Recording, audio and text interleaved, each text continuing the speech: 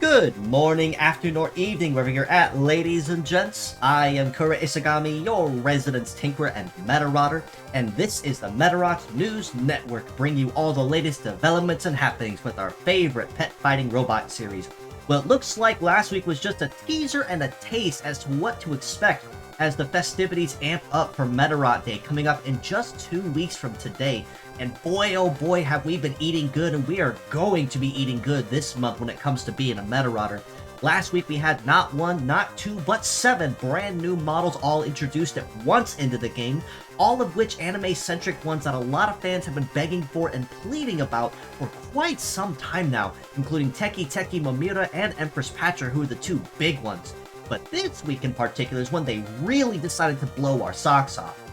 Last week, they did make an official note saying that they were temporarily changing the app icon to a specialized Medabi and Rokusho icon that you guys have probably noticed for a good chunk through this week. And it naturally has raised a lot of alarm bells, and people were asking what exactly this means. Well, looks like we finally found out, because we are getting 2 exclusive, very specialized versions of Medabi and Rokusho from the anime, sporting entirely new kits that reflect how they behaved in the anime, alongside a very special event that very likely will continue to amp up the festivities as we draw closer to the momentous 26th anniversary. But with that being said, let's go ahead and jump right into what was announced this week, and boy oh boy do we have a full plate incoming. Starting that lineup, of course, are the 2 brand new variants that we will be seeing this week, first of which is KBT-01A Medabi, the anime version, with a very distinctly different body style as you see here, and lots of very notably different features from the commercial Medabi that's been in the game since launch. Medabi's kits, or at least the anime variant, includes a new kit of Missile A, Rifle A, Gatling A, biped legs, and a new leg ability of Battle Master. Sporting a very aggressive long-range kit, and as you saw in that teaser trailer, Medabi might be sporting a rifle, but he's certainly not above or below making the opponent catch his hands when he gets close and just literally decks them when it comes to getting up close and personal and dealing damage. Meanwhile, Rokusho at KWG-01A anime variants may not sport too much of a physical difference with the commercial Rokusho model, aside from, of course, the very lovely sporting metal armor, plate armor cape here, which looks fantastic on him, by the way. It's also sporting a new kit of Radar Sight A, Sword A, Hammer A, biped legs, and another new leg ability called Voltage. And boy oh boy, these models are as aggressive as they come, and quite arguably, and obviously given that this will be a tie-in event / collaboration, are going to be the 2 really big models to focus on, especially given the fact that they will be sticking around pretty much through the next 30 days or so for anyone that does want to try to collect them. However, in addition to both the very specialized variants of Medabi and Rokusho, we also have a very large handful of rerun bots that also highlight models best known in the anime in these last 2 episodes wrapping up the series on the official YouTube channel. Those reruns include DBL-01 Belzelga with the kits of Restore, Double Sacrifice, biped legs, and the leg ability of Carrier. Everyone's favorite OG King Lion type KLN0 War Bonnet with Heater Plant, Rifle, Gatling, biped legs, and the leg ability of Through Shot. His twin and well-known rival to Metabee in the anime, STG Zero Smilodon, with Shoot Trap, Claw, Hammer, Biped Legs, and the leg ability of Bloodstain. Everyone's favorite weapon of mass destruction from the anime, WEA-01 God Emperor, with Break, Hyper Missile, Laser, Multi-Legs, and the leg ability of Auto Charge. The somewhat well known for the games and in the anime for their place as a final antagonist, the ever enigmatic Baby type, BAY0 Primity Baby, with Force Control, Defense Seal, Hyper Crept, Float Legs, and the leg ability of Auto Repair. And last but not least, everyone's favorite nurse type, NAS-01 Saint Nurse, with Perfect Guard, Double Count Repair, Biped Legs, and the leg ability of Fix Plus. So as you see, lots of anime-centric models this week, as only expected given the official announcement and news that took place, and basically took the entirety of YouTube and Twitter by storm. But now we were kind of expecting some kind of Metabee or Rokusho variants to celebrate the anniversary, sure, but boy did they blow our socks off of what to expect this week, tying in very closely with how the anime is progressing and how the very final episode of it will be airing on Medarot Day, or the day before rather, on 11/27, to celebrate and serve as a final precursor to Medarot's 26th anniversary. Now, for the fierce battles we have this week, it is also a lot of very anime-centric models that folks may recognize or know very well. Starting that lineup is RAN0 Rhino Rush, known for his role in part of Team Kenya alongside Warbonnet, with a kit of Guard 500, Double Missile, Tank Legs, and the leg ability of Super Armor. One of the members of Team Caribbean, KZA-01 Kaizo Korobe, with Gatling, Rifle, Sword, Biped Legs, and the leg ability of Acrobatics. And last but not least, a model known from Team Sweden, FSL0 Fancy Roll, the magical girl type, with a kit of Virus, Hammer, Napalm, Light Legs, and the leg ability of Mascot. Now honestly, all three models have something that can be put to very good use one way or another, despite initial flaws or setbacks. Rhino Rush in particular, Missile does have a little more use now thanks to Silent Leader mechanics implemented in the game. Tanks like with Super Armor can be situational, even if he is kind of chugging along on the slower end. Kaizo Korobe is probably going to be one of the better of the three, and for this reason I did name MVP of the week, given that he has a lot of very well-versed kit and skills that you really can't ever go wrong with using. Whether it be basic Gatling or Rifle, or getting up close with Sword, or just that passive boost to evade just in case you need it, is a very well-versed model and swashbuckling henchman you can add to any team. The Roll also is a very diverse kit as well, with turn skipping, high flight legs, and a debuff leg ability upon being attacked, so she too can also be put to very good use, both either as mixed parts or as a pure set, depending on which way you choose to use her. Naturally, if you are as fresh to the game or just recently starting out, it never hurts to collect all three of these models just to have on hand as a just in case, because all three bring something to the table that can be put to good use in the right hands and in the best strategy. In addition, of course, to the two anime-centric Metabee and Rokusho and the reruns, we also have the first ever instance of SR Medarots for Karen and Kuji, as well as an official newcomer to the game, Medarot Victor, the leader of the Team Kenya in the World Row Battle Championship and the previous #1 world champion of the World Row Battle Championships in the anime. In particular, their three skills include a very vast array of handy skills and buffs to add depending on who you use.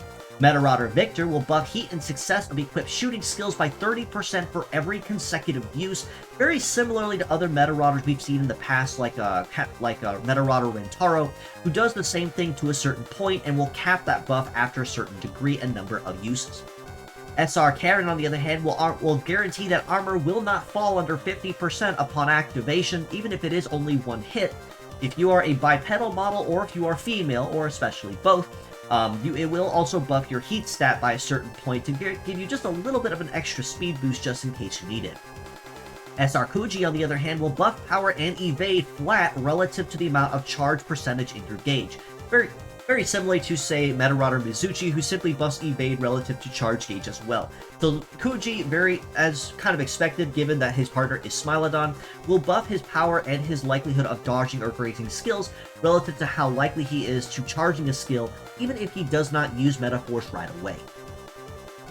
Now, in terms of other event stuff, we do have a brand new Marathon Survival being added to the game as well through this week, So simple rules to that is every time you win, the parts you use are added to a banned list. And upon reaching a checkpoint or completing that round, your banned list will continually get larger and larger until you run out of parts to use that are fully capped, so, quote unquote. So this is basically just a test of endurance, and just to make sure that you've been paying attention and raising parts that you probably will not use immediately, and see how flexible you are with team builds of parts you may not use as often, or even at all, really. And it's a very lucrative way to start earning some rewards in Ruby, because boy oh boy are we going to need them for those two really fantastic models. We are also getting a boost to limited daily missions as well for the event, and the tie-in collab as well. Basically just other stuff that you can do, so complete extra daily missions, do PvP, complete a daily mission, change a BG color, add a paint chip to a part. Very easy stuff. Complete them all for gacha tickets, ruby shards, and even occasional library images that have been added to the gallery, as they have been doing this week with Petra and the rest of Team Egypt from that particular episode of the anime.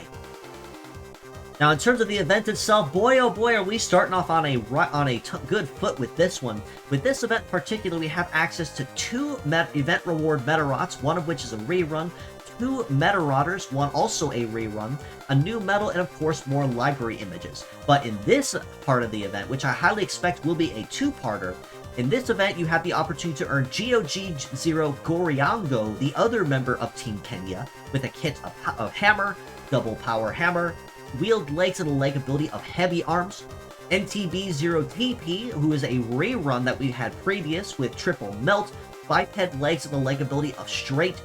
We can earn Medarotters Dr. Hebereki and Joe Sweehan, both R rank. Joe Sweehan, as mentioned, is a rerun though, so if you have not collected him already, well, this is your chance to do so officially. Whereas Dr. Hebereki will be officially introduced in this game as an R rank, whereas his previous iteration was through the EVA collab as an event reward. You can also earn the Boy Medal with a mastery in melee, shooting, and defense, and leg masteries in biped, multi, and C, and as a sniper nature medal, that means it will be very friendly to any Metaforce reliant parts that you have equipped on that particular build.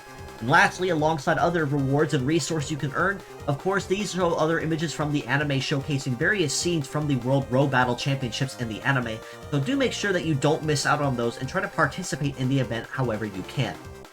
On the topic of the event itself, it will be milestone based, which means pure sets are encouraged if you are going to participate. And it will also be implementing a boss battle mechanic upon completing a certain number of rounds.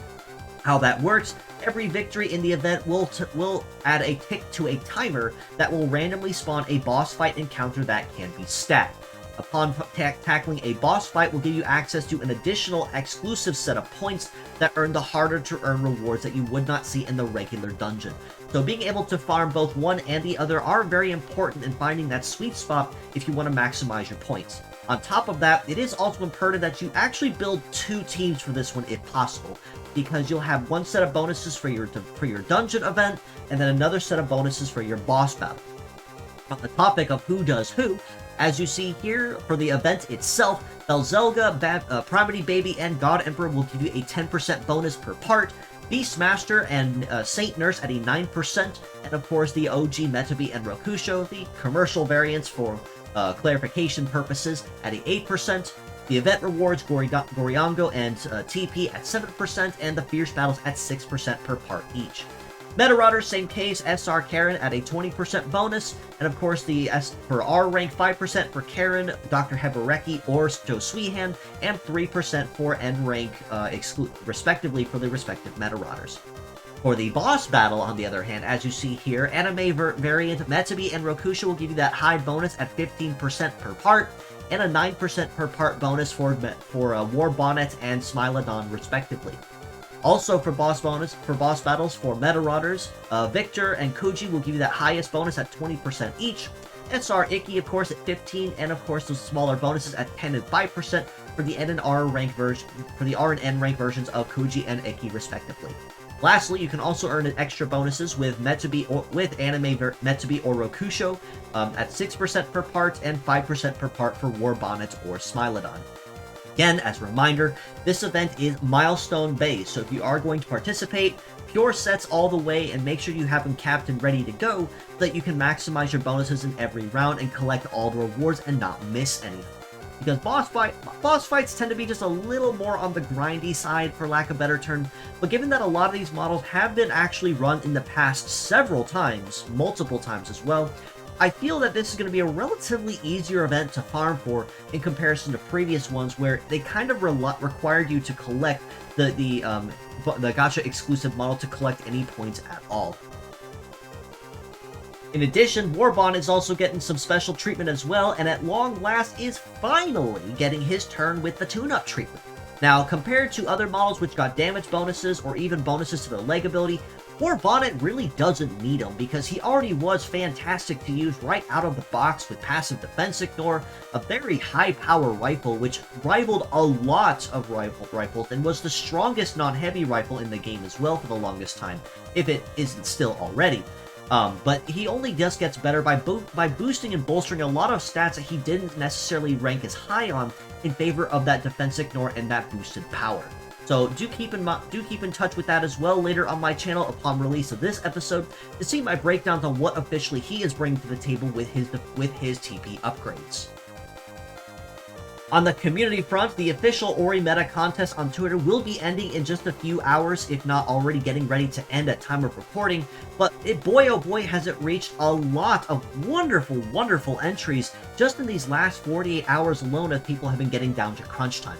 But if you were not able to submit anything for the official contest, worry not and don't fret because we at Project Rising Beetle in our community Discord are still hosting our own for another 2 weeks. So do make sure that if you do have something to add or if you want to draw something and participate, this is your opportunity to do so as it is kind of getting down to the wire.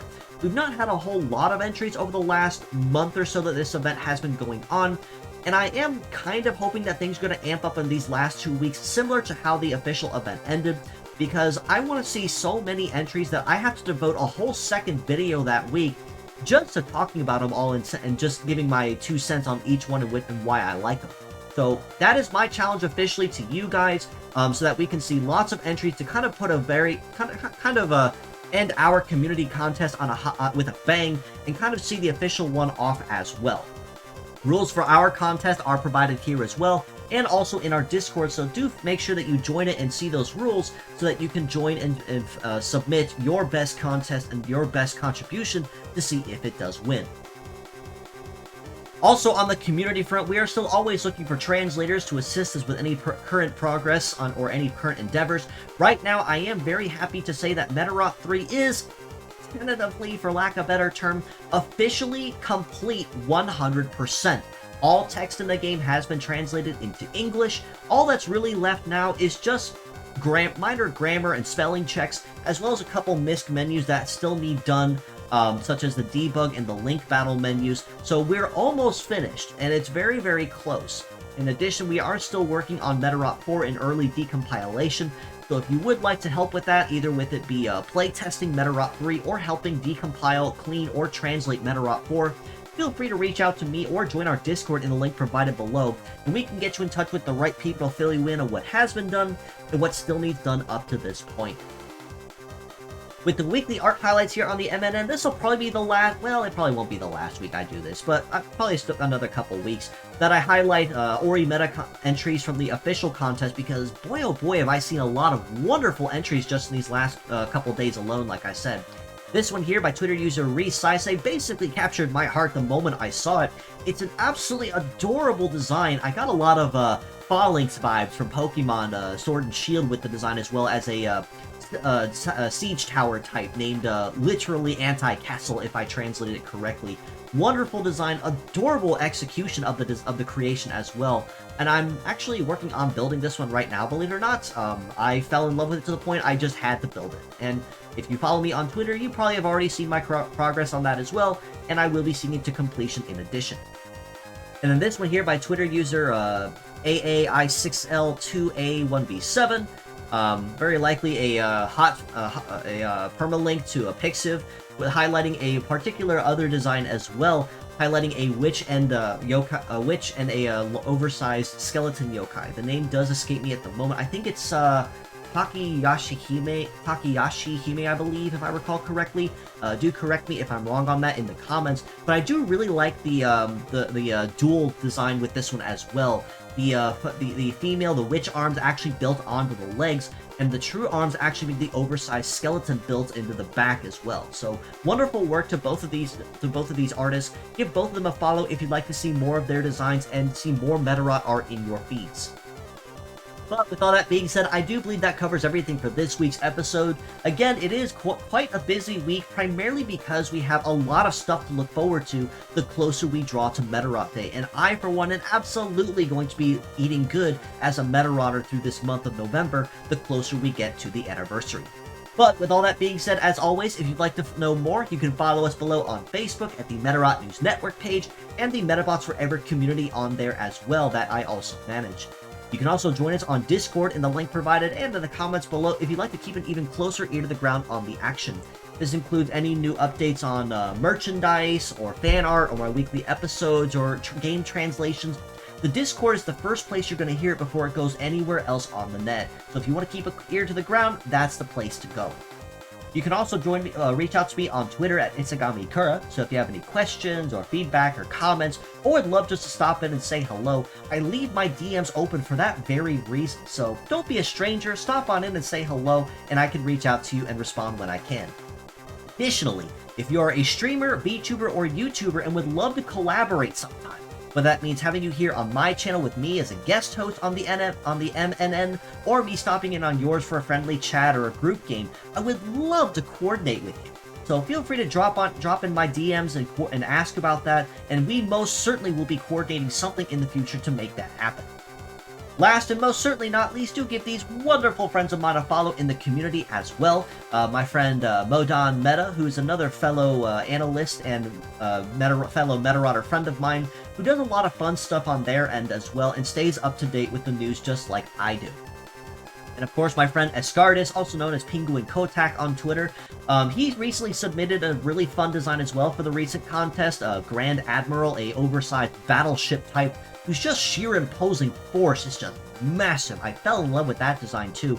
But as a reminder, also is the creator of Musha Beetle, the KBT type that was introduced in the Reloaded manga. So he's most certainly no stranger to the contest either, and has a lot of fun art on his page as well, ranging between Medarots and Hololive and other VTubers, or even a lot of Gundam stuff that's done on his channel too.